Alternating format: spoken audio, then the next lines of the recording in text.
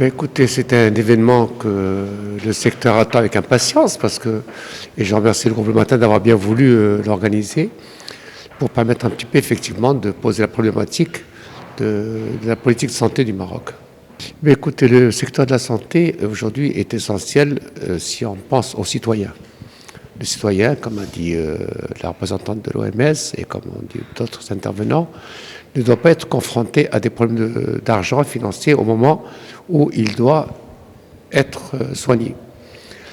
Alors, bien sûr, on peut l'améliorer par des partenariats publics-privés. Le partenariat public-privé est très important parce que nous avons au Maroc deux systèmes de santé qui sont pratiquement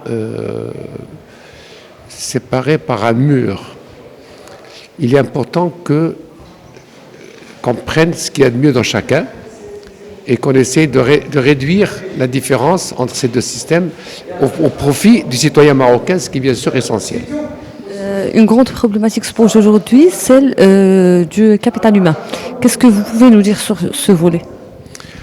Écoutez, le capital humain, c'est très très lourd à discuter, mais d'abord, le peu qu'on a fuit le Maroc en termes de médecine. Les médecins, les infirmières partent. Pourquoi ils partent ? Écoutez, un médecin qui a fait par exemple un cursus de bac plus 8, plus une spécialité, qui va jusqu'à 14 ans d'études et qui se retrouve à gagner un petit peu moins de 20 000 ou 22 000 dirhams, alors que dans le privé, il peut en gagner 2 fois plus, il n'est pas très très encouragé à rester dans le public. Secondo, on ouvre la voie à de la médecine privée pour les médecins hospitaliers, mais ce n'est pas réglementé, ce n'est pas limité, ou bien ce n'est pas géré. Les gens vont consacrer beaucoup plus de temps à la médecine privée pour arrondir leur fin de mois plutôt que de le faire au sein de la médecine publique. Et c'est pareil pour les infirmières. Ce sont des gens qui se dévouent pour une cause, pour soigner les malades, et puis quand ils voient ce qu'ils ont à la fin du mois.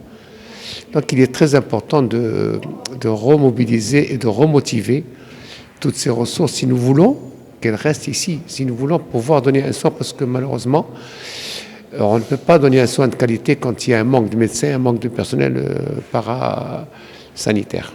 Selon vous, quels moyens se donner pour remédier à cette situation, justement pour motiver le capital humain ? Écoutez, les moyens qu'on peut se donner, on ne peut penser qu'à l'argent. Donc, primo, revoir la part du budget de la santé dans le budget de l'État. Il est très important, bien sûr, de faire en sorte de ne pas faire avec ce qu'on a, mais donner ce qu'il faut pour faire ce qu'on doit faire. C'est très, très important de voir les problèmes des hôpitaux. Il n'y a pas assez de CHU au Maroc. Paraît-il, j'ai entendu dire qu'il en fallait encore au moins 10 pour pouvoir répondre à une demande de formation. Et puis, encore une fois, motiver les gens, ça veut dire que donner plus de moyens, mieux rémunérer le travail. Et pourquoi pas mettre aussi un système de rémunération sous forme de prime pour les médecins qui font un effort pour compenser le manque. C'est-à-dire qu'il y a certainement des gens qui vont travailler plus que d'autres, même dans les hôpitaux, pour répondre à un besoin, mais il faut les motiver, il ne faut pas qu'ils fassent ça pour rien.